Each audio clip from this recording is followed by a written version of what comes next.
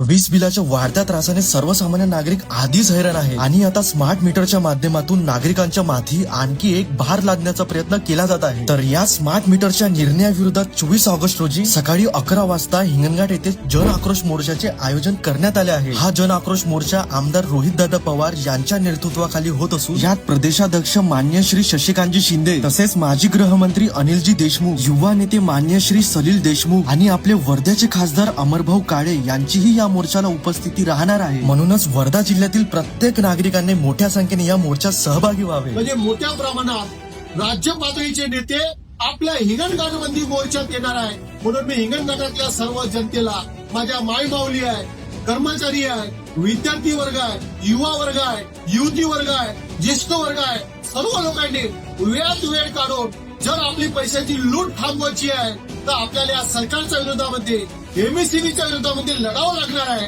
रस्त्यावर उतरावं लागणार आहे आणि आपल्याला न्याय मागायचा आहे। त्यासाठी सर्व जनतेनं 24 तारखेला रस्त्यावर या मोर्चामध्ये सहभागी व्हा।